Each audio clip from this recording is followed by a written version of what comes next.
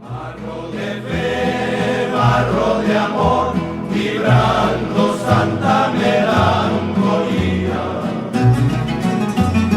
símbolo fiel del dolor que canta en la raza mía. Eres también del campo. ¿Qué tal? Estamos aquí en A Contragolpe, en este domingo del mes de noviembre del año 2022.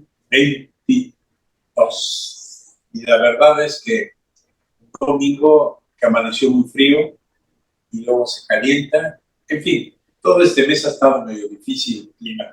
Los saluda Guillermo García Manzano y Concepción Villalobos, deseando que su domingo transcurra de la mejor manera y agradeciendo su presencia en cualquiera de los espacios en que nos estemos encontrando.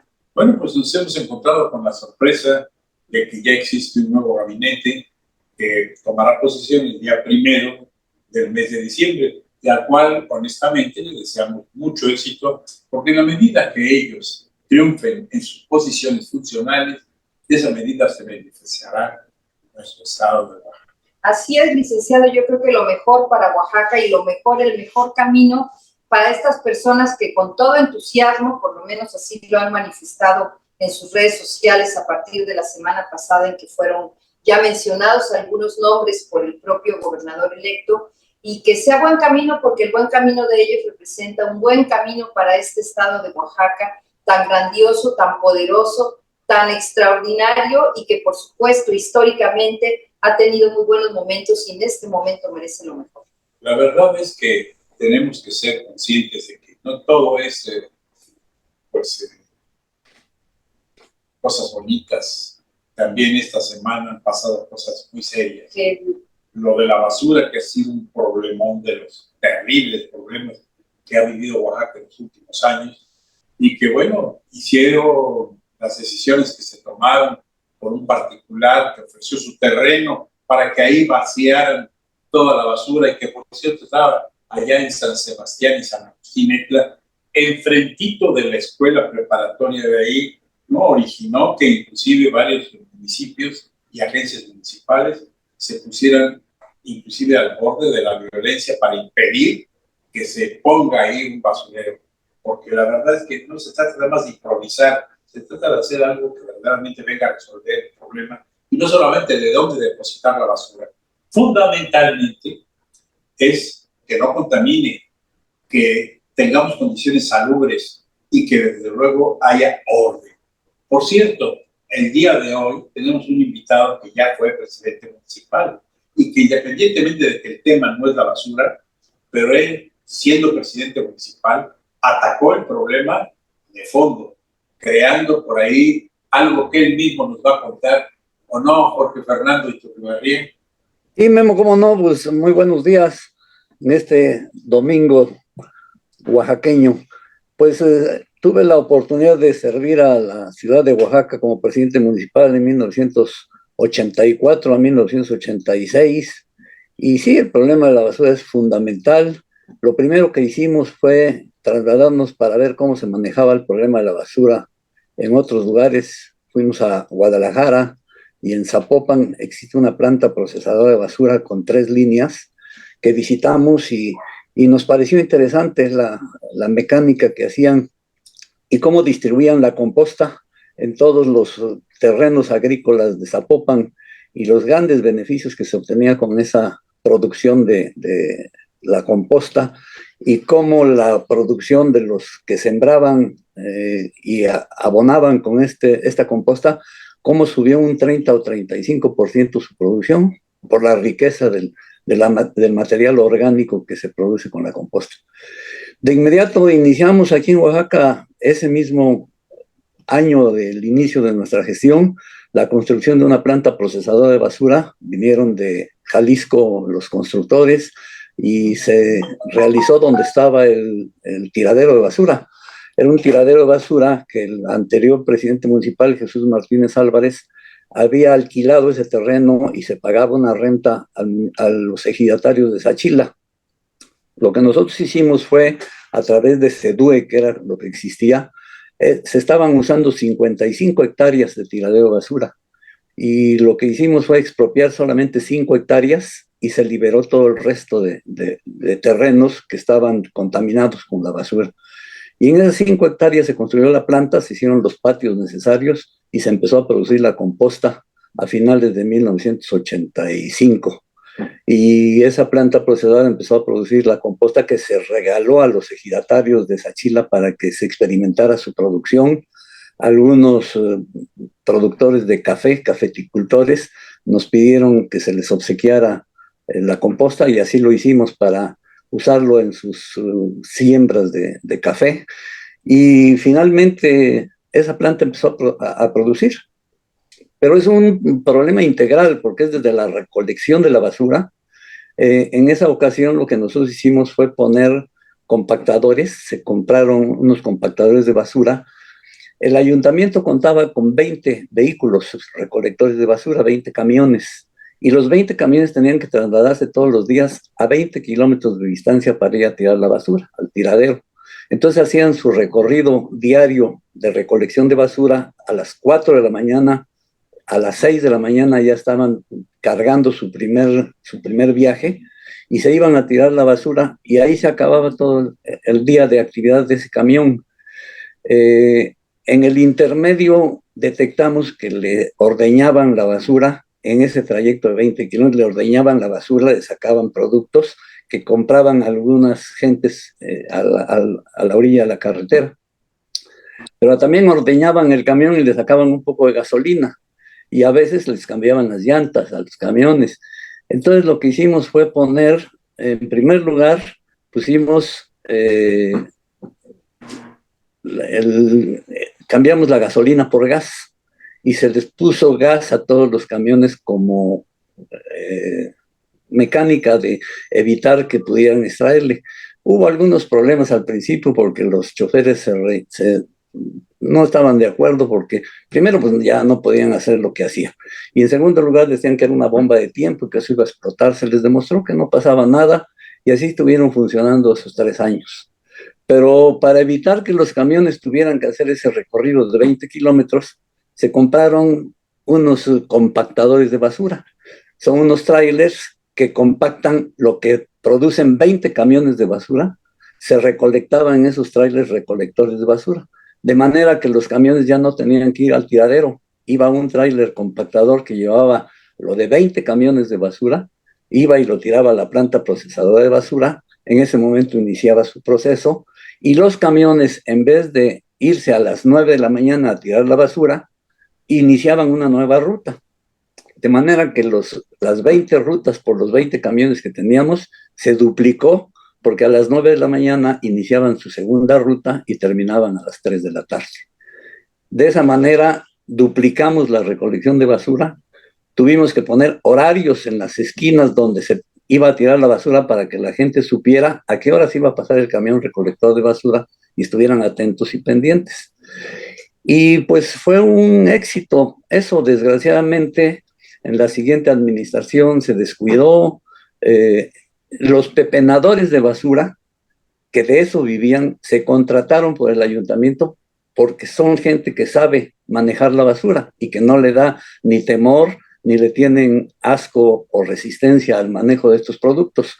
Se les contrató, se les puso seguro social, se les pagaba un salario, el salario mínimo, pero además se les daba un bono por todo lo que ellos pudieran recolectar de la basura.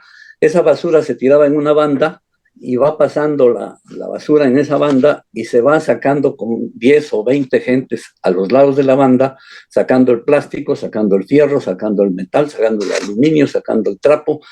Y en la medida que ellos recolectaran mayor cantidad de esos productos, se les daba un bono de gratificación por la recolección que ellos hacían, porque ese producto se vendía. Y ese ingreso se les daba a los propios trabajadores, de manera que a ellos les convenía sacar el mayor número de productos utilizables o reciclables, y la basura final llegaba con puros productos orgánicos, y todo lo demás era producto que se vendía. Normalmente ellos lo vendían por su parte, ese producto, cartón, vidrio, aluminio. Entonces nosotros lo que hicimos fue contratar en Orizaba, había una fábrica de vidrio donde se fabrican las botellas para las cervecerías. y ahí se vendía todo esto, y a los trabajadores se les daba también el producto de esa utilidad. Además, los trabajadores, los pepenadores tenían seguro social, se les pagaba su seguro social, entonces ellos estaban muy contentos.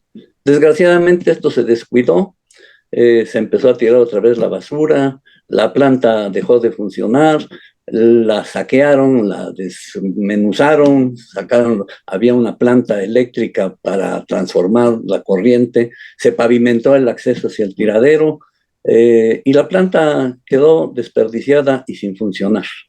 Vino el que nos había vendido la planta, que vendía plantas procesadas de basura, pues en varios lugares de la República y en el extranjero, especialmente en Centroamérica. En Costa Rica tenían varias plantas de estas, él las producía y él las vendía. Entonces llegó con la opinión de que se desprestigiaba su empresa teniendo una máquina, una planta procesada sin funcionar. Aquí había varias plantas, tenían una en Acapulco, tenían otra en Guanajuato, tenían las propias de Jalisco, y entonces él ofreció volver a echar a andar esa planta sin ningún costo, únicamente que se le pagara el material que se necesitaba para la maquinaria que se había destruido, que se había saqueado, y desgraciadamente no les interesó y se volvió a hacer el tiradero de basura. Y en los lugares que se habían rescatado, empezaron a llegar los mismos pepenadores a sentarse, los ejidatarios de Sachila empezaron a vender los terrenos y se formaron varias colonias y otras áreas que fueron invadidas por la misma gente. Y esa es la historia. Y ahora quienes en un momento dado trabajaban con lo de la basura, ocuparon esos predios, son los que ahora se oponen a que se siga tirando la basura en esos lugares, con justificada razón, porque vuelve otra vez a ocuparse una gran extensión de terreno con la tira de basura, contaminación de los mantos freáticos, y desgraciadamente es un problema que si no se le pone una atención especializada e integral, pues va a ser muy difícil de resolver. Es un problema muy grave, pero qué puntual, y muchas gracias por esta explicación, doctor, tan transparente y tan oportuna para el público de A Contragolpe. Agradecemos esta intervención, que no era la intención inicial del programa, pero que definitivamente era una pregunta obligada porque no podíamos desperdiciar su presencia aquí. Vamos a tener que hacer nuestro primer corte. No se vaya, porque volviendo estaremos con Soledad Alvarado Juárez platicando también un poquito sobre la agenda cultural de esta hermosa ciudad, que sigue siendo una hermosa ciudad, la ciudad de Oaxaca.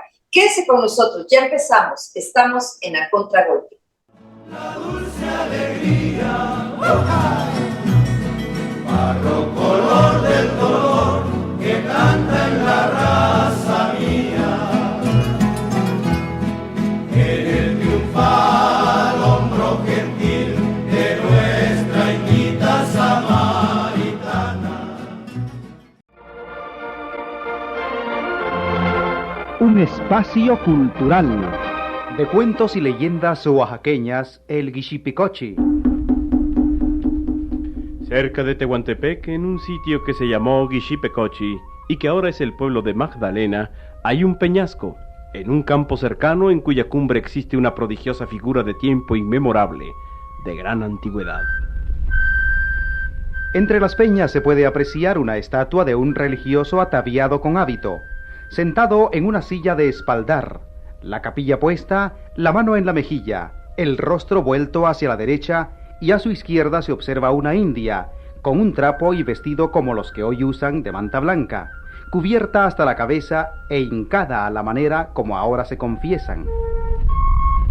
Los antiguos zapotecas miraban a esa figura con misterio, y no fue sino hasta el gobierno de Cosijopí cuando conocieron su significado.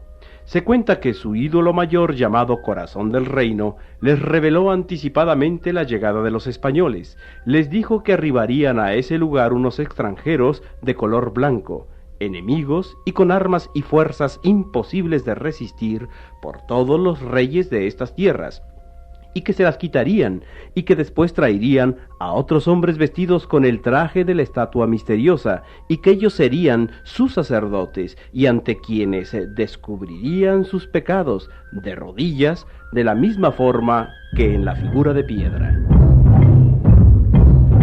Hay que advertir que en esa antigua época las indias no se cubrían la cabeza ni había sillas de respaldar.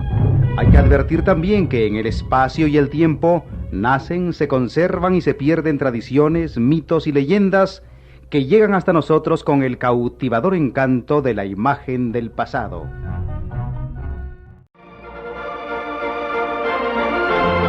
Un espacio cultural.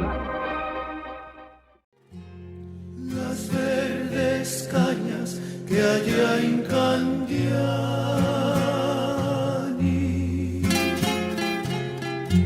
son la belleza de aquel lugar. De lejos ni...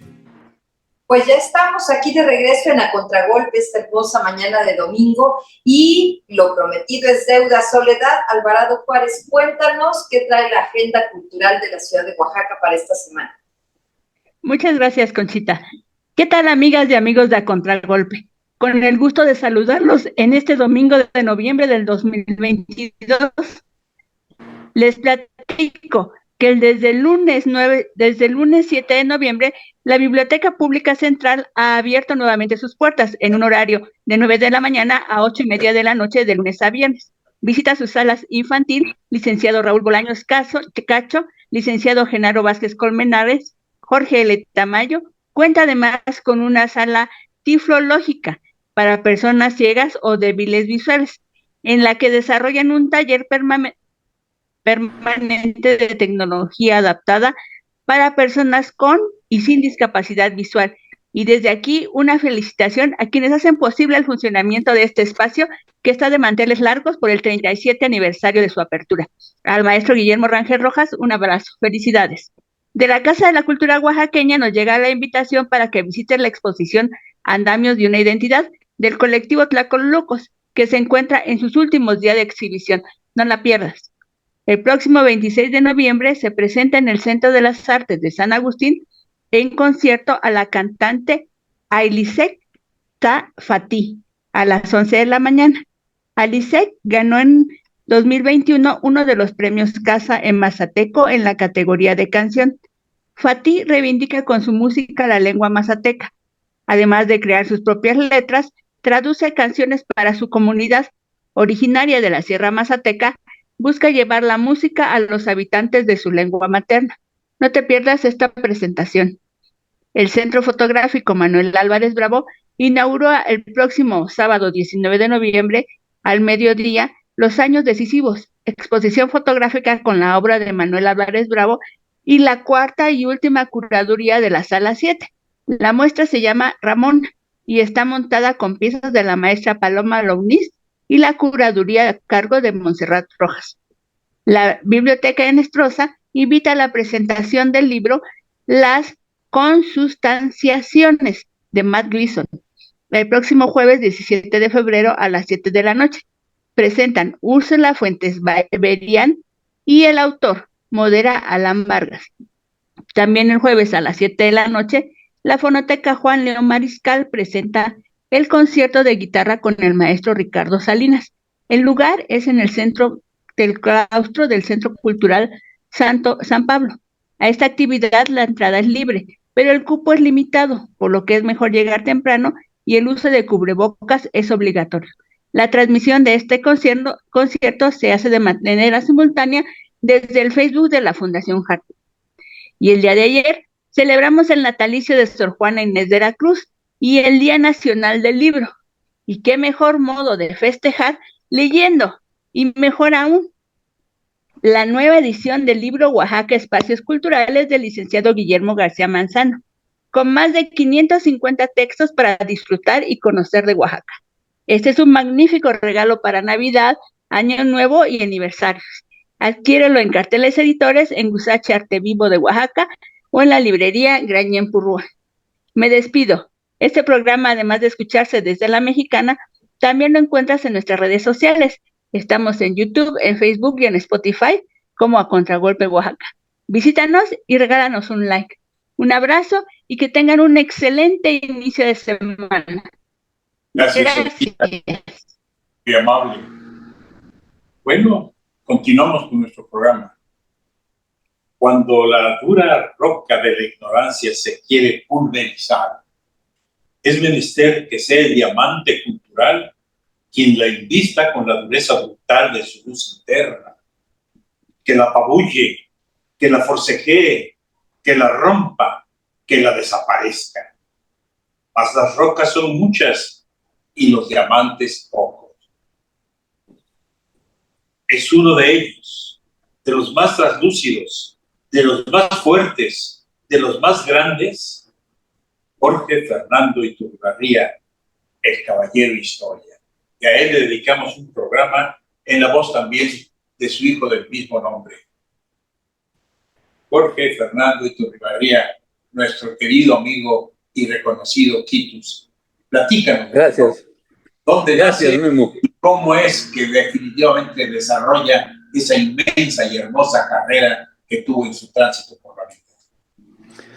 Pues fíjate que tuvimos la fortuna de ser hijo de una persona que se dedicó a la investigación de nuestros antepasados, y desde muy joven él nació en el 2000, en el 1901, y murió en el año de 1981. O sea, tuvo la fortuna de vivir en la ciudad de Oaxaca esas etapas tan clásicas de nuestra historia como oaxaqueños. Desde muy joven él estudió en el Instituto de Ciencias y Artes de Oaxaca, y desde muy joven se dedicó a la investigación. Desde 1933 fueron sus primeras publicaciones sobre los funerales de Vicente Guerrero. Desgraciadamente ya sabemos que aquí fue fusilado en su traición que le hicieron a Vicente Guerrero y traído a Oaxaca. Y lo que primero le impactó a él fue escribir sobre esa muerte y los funerales de Vicente Guerrero. Esto fue en 1933 cuando se inició escribiendo. Después escribió alguna historia sobre el agua de Oaxaca, y cuando se inauguró la planta de agua potable que está todavía en los filtros del Cerro del Fortín, fue uno de sus primeros artículos que escribió, folletos. Después escribió sobre una experimental trabajo que se hizo de investigación sobre la seda en Oaxaca. Hay un lugar en la Mixteca que se sembró en forma experimental para hacer el cultivo y la fabricación de seda, y es un lugar que se llama Las Sedas, precisamente. Y entonces se hizo una investigación sobre cómo se producía la seda en Oaxaca. Desgraciadamente eso pasó, dejó de aplicarse esa industria que era interesante e importante.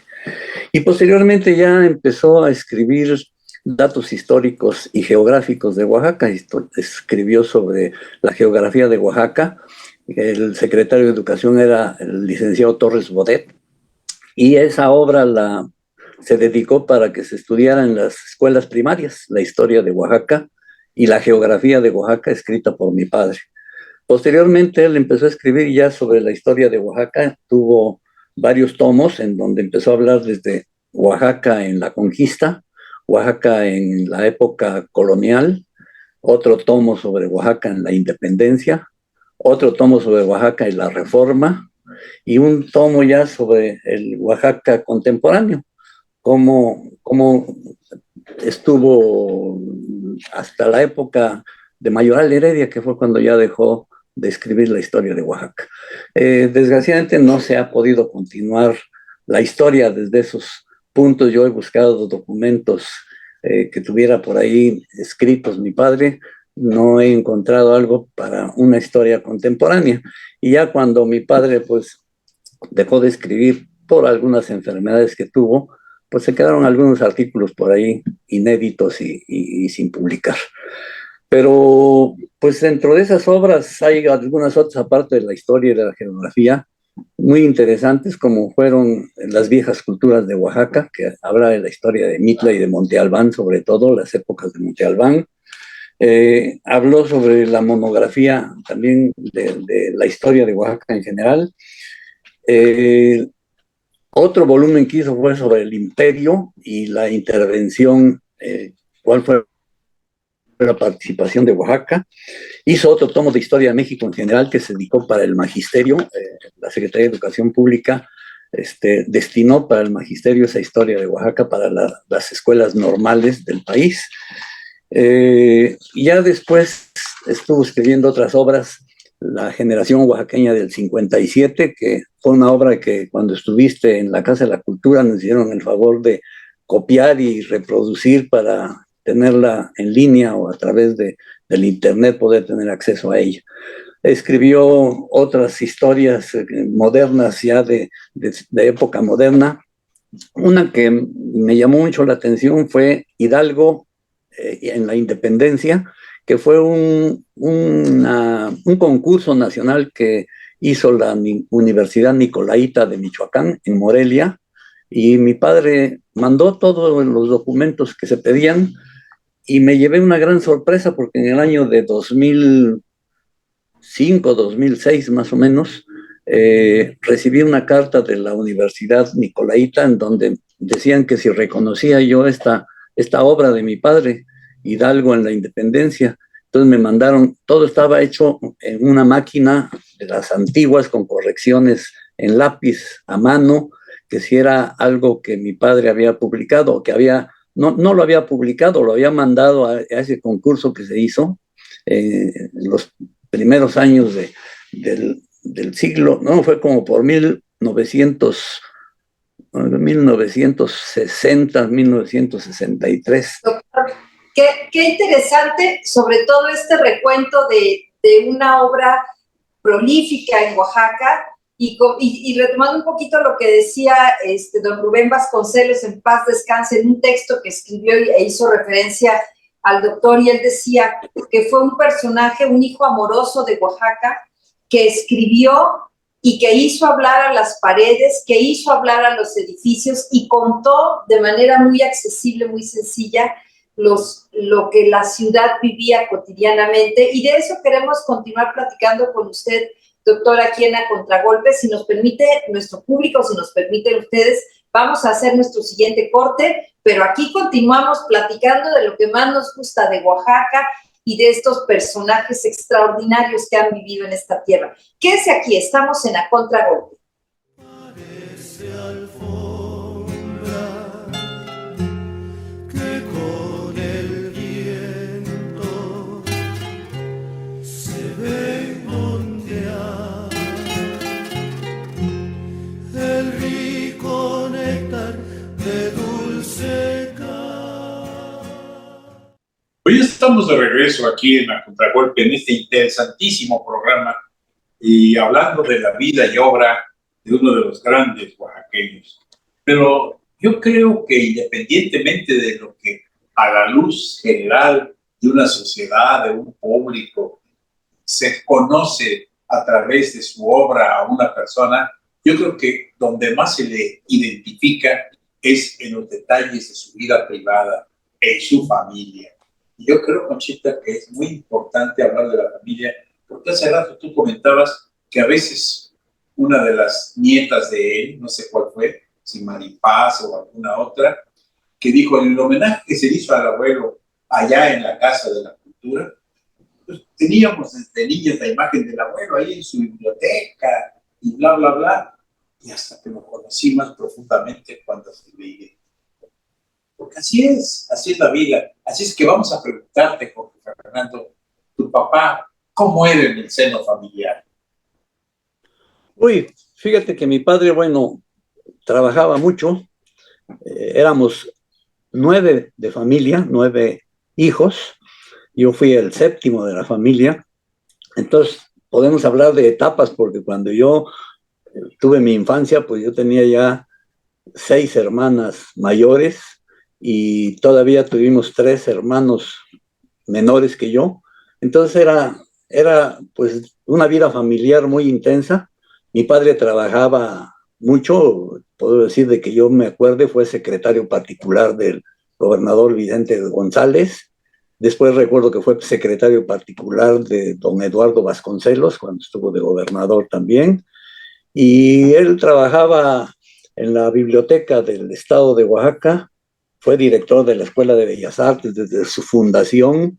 Tú tuviste la oportunidad de conocerlo porque fuiste rector de la universidad y él era director de la Escuela de Bellas Artes. Y bueno, pues él se dedicaba mucho a escribir, tenía él una biblioteca en una planta alta de la casa donde vivíamos allá en Avenida Juárez cerca del llano, y yo oía cómo tecleaba él en las noches. Le daban la 1, 2 de la mañana, porque a veces despertaba uno y por cualquier cosa, y se oía cómo estaba tecleando, y fumaba mucho. Al otro día había que ir a limpiar, mi mamá subía ahí a recoger las colillas de cigarro, las hojas de papel rotas que no le servían, las volvía a destruir, volvía a empezar. Y la vida familiar, los fines de semana que no teníamos clases, antes las clases eran en la mañana y en la tarde, entonces todo el día estábamos en la escuela, y los sábados y domingos se dedicaba él a salir con nosotros, nos llevaba al campo en época de lluvias, a la famosa cortada de azucenas. Entonces simplemente en el Cerro del Fortín había azucenas, íbamos al Crestón, había azucenas, íbamos a las faldas del Cerro de San Felipe, y era una visita en donde nos agarraba la lluvia, nos empapábamos, nos mojábamos, llegábamos a la casa, mi mamá nos daba a tomar un té de canela y nos frotaba con alcohol, que llegábamos empapados. Sacábamos para esas visitas a la campiña, como decía, con los zapatos viejos, porque sabíamos que nos íbamos a mojar y nos íbamos a meter a los arroyos, había arroyos por donde quiera, íbamos a las famosas pozas Arcas, que ahora es donde está el hospital del Iste, por esa zona de ahí, todo estaba despoblado completamente. Esa era la vida familiar de los fines de semana, y las pláticas que daba a la hora de la comida. Bueno, los niños, los chamacos, comíamos aparte, comíamos antes, y ya mi padre se sentaba a comer, y un primo que tenía, no sé si recuerdas tú, el famoso Enrique Iturribarría, que le decían Petit, que daba clases de francés y de inglés en el instituto, y llegaba a comer o a cenar, y eran pláticas enormes sobre la historia, sobre los asuntos políticos que vivía Oaxaca en esos momentos, y uno lo escuchaba, aunque no estaba uno en la mesa, estaba uno cercano escuchando todas esas pláticas, comentarios y discusiones que a veces se hacían sobre la guerra mundial, sobre los problemas mundiales que se tocaban. Se oía el radio, la XCW, para oír las noticias. Esa era la vida de la casa con mi padre, pero realmente era una vida muy interesante, porque tenía su biblioteca y nos compraba libros, nos hacía que leyéramos esos libros. Primero había que lavarse las manos. Yo recuerdo que compró un libro que se llamaba El Tesoro de la Juventud, y antes de darnos un volumen para leerlo, pedía que estuvieran las manos limpias, que nos sentáramos, que nos acomodáramos, y nos enseñaba desde cómo pasar la hoja de cada libro, desde el vértice de la hoja, y después nos preguntaba qué habíamos leído, ¿no? De qué se trataba lo que habíamos leído y qué nos había interesado. Ahí había un libro por ahí sobre cantidad de libros. Yo recuerdo mucho El Tesoro de la Juventud, porque eran temas muy, muy interesantes. Y sobre la historia, pues lo que platicaba él, más que leer la historia, nos la platicaba. Mi padre, además de escribir, te quiero contar que transmitía sus conocimientos, aparte de hacerlo en la casa. Él fue 35 años maestro de la Escuela Normal de Oaxaca, que estaba ahí donde está ahora el Palacio Municipal, en la Plaza de la Danza. Ahí estaba la Normal, y todos los días iba a dar clases de historia de Oaxaca, historia del arte, al magisterio, literatura universal, eran las materias que daba. Después de estar en la Normal, se iba al instituto y después a la universidad, lo que fue la universidad. Daba clases de lengua nacional, historia de Oaxaca, historia de México, en la secundaria de lo que después fue la preparatoria, y también daba clases en la escuela de enfermería sobre los mismos temas de lengua nacional, historia de México, historia de Oaxaca. Temas que ahora ya no existe la historia de Oaxaca en las escuelas, ya no existe la literatura de los temas oaxaqueños, también de los grandes literatos que ha habido en Oaxaca. ¿Quién no recuerda al maestro Ortiz de Domínguez, que fue los famosos premios que se daban en los Juegos Florales que organizaba el instituto? Tú lo has de recordar muy bien. Mi padre en varias ocasiones fue jurado de esos Juegos Florales y muchas veces participó también con temas interesantes. La vida familiar, pues mi madre era una mujer que tenía que atender, imagínate, a 7 mujeres y 3 hombres, porque finalmente fuimos 10, una niña falleció cuando era muy pequeñita. Entonces, todas esas vidas, yo recuerdo, se juntaban en la casa don Everardo Ramírez Borges, el doctor Alberto Vargas, que fue uno de los que iniciaron con la famosa guelaguetza de los lunes del cerro. El doctor Alberto Vargas platicaba mucho con mi padre. Se juntaba don Guillermo Reimers Fenocchio, y eran pues algunas tertulias muy interesantes. Se sentaban a oír música clásica. Mi papá tenía una gran colección, de la que conservo yo sus discos todavía de acetato, de música clásica, obras completas, y eran sesiones en la noche con estas personas que iban a escuchar y a platicar, a tener esas tertulias, pero les daban las 2, 3 de la mañana platicando y oyendo la música a todo volumen. Entonces pues uno despertaba muchas veces oyendo esas músicas, que no eran todos los días, eran tal vez una vez al mes o 2, 3 meses que se reunían, y únicamente la pasaban tomando café para no les diera sueño, y eran sesiones muy prolongadas. Esa era la vida de la casa, Memo. Qué bonita vida, y yo creo que la gente que nos está escuchando, doctor, pues también tuvo una vida similar. Yo creo que la diferencia aquí es que usted tuvo un padre con una gran biblioteca, con una gran vocación por el conocimiento, que supo poner en sus manos un libro y que supo además conducirlo para disfrutar de los libros, y ese es un regalo que está usted dejando de esa experiencia a nuestro público, porque acercar a nuestros hijos, a nuestras hijas a los libros es un gran regalo. Por eso ustedes son una familia tan querida en Oaxaca, tan distinguida, con tan buenas relaciones, y que tanto han aportado en cada uno de los escenarios en que han trabajado ustedes. Yo creo que hay algo que también hay que mencionarlo, ¿por qué no?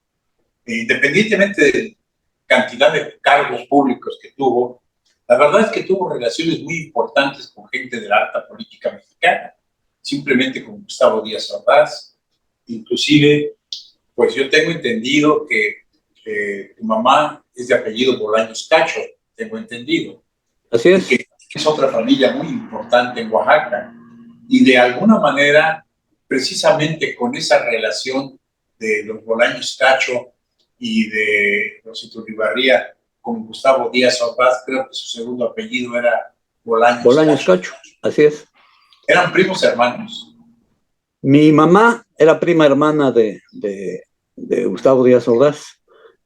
Bueno, don Gustavo Díaz Ordaz se dice que no nació en Oaxaca, pero las referencias que hay es que su padre de don Gustavo era don Ramón Díaz Ordaz, vivía cercano a mi abuelo, que era Demetrio Bolaños Cacho, y él era jefe político en Tlacolula, y don Ramón Díaz Ordaz trabajaba en una hacienda de ahí cercana a las poblaciones de Tlacolula, y se dice que por ahí nació don Gustavo. Don Gustavo siempre aspiró a ser gobernador de Puebla. Entonces, él estudió en el Instituto de Ciencias y Artes de Oaxaca, y después ya se fue a sus estudios profesionales, o sus trabajos iniciales los hizo en Puebla, desde juez, después como secretario de gobierno, y su aspiración era ser gobernador de Puebla. Nunca se le hizo. Fue senador de la República por Puebla, y mejor se le hizo ser presidente de la República, y nunca llegó a ser gobernador de Puebla. Pero Gustavo Díaz Ordaz nació en Oaxaca. Mi papá, con su experiencia histórica que tenía, y don Gustavo lo apreciaba mucho, le pidió que le hiciera el favor lo nombró consejero de la presidencia de la República. Y entonces, cuando hacía algunas giras don Gustavo, que eran frecuentes, le pedía que mi padre le escribiera algunas tarjetas sobre los lugares que iba a visitar. Entonces le hacía una reseña histórica de los hombres importantes que había dado esa población, o esa ciudad, o ese estado a donde iba a ir el presidente de la República. Pero entonces no había ni internet, ni siquiera fax. Entonces mi papá tenía que dictarle a la secretaria de la presidencia, tenía que dictarle que tomaba en taquigrafía las notas que le mandaba mi padre, para después pasarlas en mecanografía a una tarjeta, y eso lo hacía, nada más le avisaban a mi padre: va a ir don Gustavo tal día, el presidente de la República, a tal lugar, y entonces él se ponía a investigar y a sacar la relación de los puntos importantes que podía tocar en sus discursos o en sus pláticas el presidente. Qué interesante. Vamos a continuar platicando de este gran personaje, gran hijo de Oaxaca que tanto nos dio, y algo muy, muy importante antes de irnos de este programa, pues tendría que ser cuál es el legado, cómo tendríamos que leer los textos que escribió este gran historiador de Oaxaca. Pero mientras tanto, les invitamos a que se queden. Vamos a hacer nuestro siguiente corte. Volvemos muy pronto. Tortorita cantadora, que a pesar de la calor, me sigues acompañando con tu añorosa canción, mientras la yunta se estera y se mece. Ya estamos de regreso aquí en A Contragolpe. Tenemos un invitado de lujo, el doctor Jorge Fernando Iturribarría, con quien estamos platicando un poco de la obra y el legado de su señor padre también, Jorge Fernando Iturribarría. Y hablábamos de cuáles son estos imprescindibles, y un tema muy importante que ya había comentado el licenciado Guillermo hace un momento, es ese tratamiento que como historiador dio a estos dos grandes personajes de Oaxaca, a Benito Juárez y a Porfirio Díaz, y dónde podemos leer lo que él escribió sobre ellos y cómo se distingue de lo que en esa época escribían otros periodistas y otros historiadores sobre Porfirio Díaz y sobre Benito Juárez, doctor. Sí, Conchita, cómo no, con todo gusto. Fíjate que era apasionado mi padre en la vida de Juárez y también en la vida de Porfirio Díaz. Fueron dos grandes oaxaqueños que cuando él escribió sobre la Reforma, pues ahí está el libro de la generación oaxaqueña del 57, en donde los grandes reformadores de este país eran oaxaqueños. Ahí se habla de Manuel Ruiz, Porfirio Díaz, Benito Juárez, Matías Romero, y además personajes de la Sierra de Oaxaca, como el general Díaz Ordaz, José María Díaz Ordaz, como tantos oaxaqueños que participaron en la Reforma. Entonces él conocía cómo había surgido Porfirio Díaz en esa lucha también cuando como estudiante del instituto, estudiando la carrera de leyes, en una pues votación que se hacía que había que ir a Palacio de Gobierno del Estado a firmar por la votación que se iba a hacer, en donde si se reelegía el presidente Santana o se oponían a que Santana siguiera, y Porfirio Díaz llegó a la puerta de Palacio y firmó que estaba en contra de que continuara en la presidencia de la República el presidente Santana. Eso motivó una persecución contra Porfirio Díaz y que tuvo que huir y se volvió, pues ahí empezó su carrera, primero de guerrillero y después de gran guerrero que fue para defender a la patria, ¿no? Esa historia donde vivió Porfirio Díaz en Oaxaca, en la casa del Toronjo, allá atrás de donde está el templo del Patrocinio, cuando vivía con sus hermanas, cómo mantenía su casa, cómo organizaba los pleitos entre el barrio de Jalatlaco contra el barrio de Xochimilco, en esas épocas de joven, pues, en donde armaban ahí a los de Jalatlaco, porque los de Xochimilco salían con ondas y con piedras a pelearse con los de Jalatlaco, y los de Jalatlaco, que eran talabarteros, salían con sus cuchillos. Y entonces hay esas etapas de la historia de Porfirio Díaz, de su juventud, en donde ya le salía la organización de batallas, ¿no? Bueno, todo esto es importante porque entre los libros que escribió hay uno muy interesante, que es Juárez y Porfirio Díaz, en donde relata cómo los dos, cómo trabajaron Félix Díaz, Matías Romero, todas estas gentes trabajaron para darle a la patria una nueva orientación. En cuanto a Porfirio Díaz, que después fue tan sofisticado y además pues controvertido por los historiadores de esta época, mi padre se le ocurrió hacer un libro, Porfirio Díaz ante la historia, en donde narra precisamente el porqué de las actuaciones de Porfirio Díaz. Hay otro folleto que habla sobre las revueltas de la Noria y Tuxtepec, cómo se rebelaba Porfirio Díaz, Y cuando cae Lerdo de Tejada, cómo entra Porfirio Díaz a relevar a Benito Juárez, porque el intermediario había sido Lerdo de Tejada. Y ahí es donde asume la presidencia. Pero estas narraciones que se hacen totalmente históricas, sin un controvertido o sin un sentido de apoyo o de estar en contra de lo que eran las corrientes antiporfiristas, ponen de manifiesto pues todas las bondades que tuvo el régimen de Porfirio Díaz, obviamente también calificando ante ese juicio, ante la historia, pues los errores que se cometieron. Hubo un folleto que publicó sobre la historia de la reacción, otro sobre Limantur, el papel que tomaron estas gentes en el gobierno de Porfirio Díaz, los científicos, pero también el creciente desarrollo del país en la época porfiriana, los grandes desarrollos, las carreteras, la vía del ferrocarril, etcétera, ¿no? Son temas controvertidos, pero que realmente históricamente, sin un tinte político, mi padre los describe con mucha serenidad y dándole su lugar en la historia a cada uno de ellos. Qué hermoso, de veras. Oye, hay algo que es importante y que creo que pues tú debes de saberlo mejor que nadie. Yo creo que todo mundo tenemos anécdotas que nos han, sucesos, vivencias que nos han pasado y que se convierten posteriormente en anécdotas. ¿Hay alguna interesante que nos puedas comentar acerca de don Jorge Fernando? Pues yo te puedo comentar la mía personal. Yo era muy aficionado al béisbol y era yo estudiante de la preparatoria, tendría yo 16, 17 años, y tuve la invitación a ir a jugar béisbol profesional, invitación que me hicieron para ir a Estados Unidos.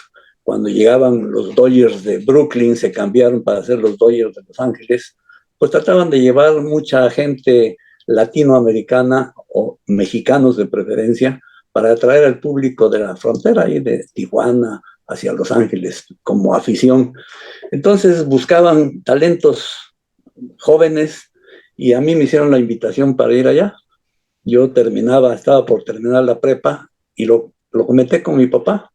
Le dije, oye, tengo esta invitación, tengo que ir a México porque ahí me van a ver, voy a jugar en unos equipos ahí de la Ciudad de México. Y luego la oportunidad de ir a Estados Unidos. Me dijo, pues piensa lo que vas a hacer, haz lo que quieras. Oye, pero tú no tienes inconveniente. Yo pensé que él se iba a oponer y me iba a decir, no, tienes que estudiar, primero termina una carrera y después haces lo que quieras. Obviamente para un deporte de esta naturaleza yo no podía terminar una carrera, porque yo iba a terminar a los 25, 26 años y esto era atraer un talento a los 17, 18 años. Entonces, o tomas un camino o tomas el otro. Y cuando mi padre me dijo, haz lo que quieras, irte, dejar los estudios, vete. Chihuahua, entonces ya lo pensé, lo medité y tomé la decisión de no irme. Me inscribí en la escuela de medicina y nunca me arrepentí de haber tomado esa decisión. Creo que fue una decisión sana, en donde si me hubiera dicho mi papá que no me fuera yo, capaz que me hubiera ido. Pero me dijo, haz lo que quieras, tú piénsalo, decide, es tu decisión. Y me hizo meditar. Ese para mí fue un punto importante en el trayecto de mi vida en ese momento, ¿no? Claro. Y para nuestro público, doctor, ¿dónde podemos encontrar los textos o las publicaciones de Jorge Fernando Iturribarría? Yo sabía que hace algunos años todavía en la librería pues se encontraban algunos de estos textos, pero no se encuentran todos disponibles, ¿verdad? No, desgraciadamente todos están agotados. Yo tengo una colección que empasté, o ya tenía parte de ellos empastado mi padre, pero yo mandé empastar algunas publicaciones que había y algunos libros que eran los únicos que nos quedaban, entre ellos La Generación Oaxaqueña del 57. Yo creo que esa publicación, pues a través del internet, ustedes saben cómo poder acceder para poder tener.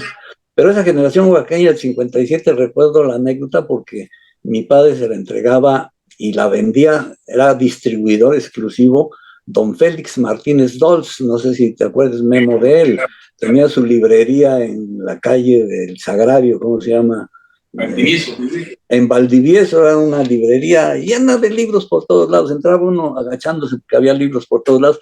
y don Félix Martínez Dol también era una gente que le encantaba la lectura, pues ahí él distribuía los libros de mi padre, específicamente la generación oaxaqueña del 57, prácticamente ahí se le entregaron todos los libros hasta el último, ¿no? Y se acabó esa edición totalmente. Después también había algunos libros en la proveedora escolar, como el señor Ventura, pero pues también se agotaron y nunca se volvieron. Hay algunas ediciones, como es Morelos en Oaxaca, que con motivo del centenario de la independencia se hizo una reimpresión de Morelos en Oaxaca, la hizo el gobierno del estado, y otra que hizo la universidad también sobre Juárez y Porfirio Díaz. Pero de ahí en adelante, pues todo lo que es la historia de Oaxaca, hubo una edición que con motivo del cuarto centenario de la fundación de la ciudad de Oaxaca, el gobernador Pedro Vázquez Colmenares sacó se volvió a imprimir esa edición de la historia de Oaxaca en 4 volúmenes, que son de la época prehispánica, la conquista, la reforma y la independencia. Esos 4 volúmenes los sacó el gobierno del estado con motivo del 4º aniversario de la fundación de la ciudad de Oaxaca, pero también estuvo ya totalmente agotada. Desgraciadamente no se consiguen.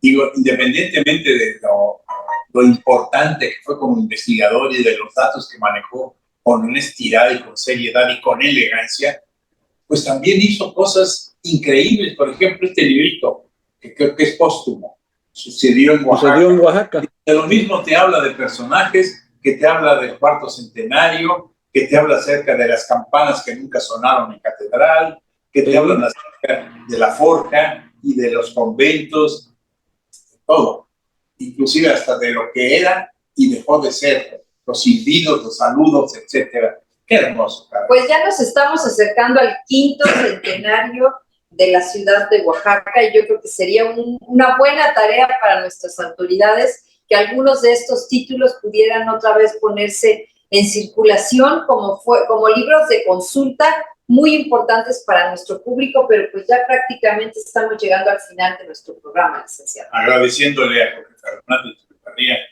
que nos haya dado pues una hora de solaz, esparcimiento y de culturización, porque todo lo que hablaste, Quitus, fue maravilloso. Nos hizo recordar a un gran caballero, un hombre que destilaba bondad, exigencia y sobre todo seriedad. Un gran ser humano, don Jorge Fernando Iturribarría, aquel gran maestro, tanto de la escuela normal, del instituto, de la universidad, que manejó con destreza la biblioteca del instituto y después de la universidad. Yo tuve la oportunidad de conocerlo y admirarlo. Muchas gracias a ti, Jorge Fernando, por ese. Al contrario, Memo, es un gusto para mí siempre aceptar tus invitaciones que amablemente me haces, y más tratar un tema como este de la historia de lo que fue mi padre como historiador y como oaxaqueño que amó a Oaxaca, nos inculcó a nosotros ese amor a Oaxaca, la honestidad y la verdad en la palabra, ¿no? Así que agradezco a Conchita y a ti esta invitación, Memo. Con todo gusto, y que no pase mucho tiempo para que nos volvamos a encontrar aquí en A Contragolpe. Mientras tanto, pues gracias a La Mexicana, que nos permite transmitir en el 570 de AM, 94.9 de FM. Gracias a ustedes que nos reciben en Facebook, en Spotify y también en el YouTube. Y bueno, pues nos vemos muy pronto por estos lugares de la cultura y de A Contragolpe. Mientras tanto, gracias Soledad Alvarado Juárez en la agenda cultural, gracias Obeida Toledo en el manejo de las redes sociales y Eder San Germán en la edición de este programa. No olvide que la semana empieza en domingo, y en domingo vamos a Contragolpe. Y con un fraternal abrazo a Quitus, les recordamos que el próximo domingo esté con nosotros en punto a las 10 horas para que podamos llevar a sus hogares un nuevo mensaje más de cultura. Hasta entonces, Concepción Villalobos y Guillermo García Manzano les decimos muchas gracias. Gracias. Hasta luego.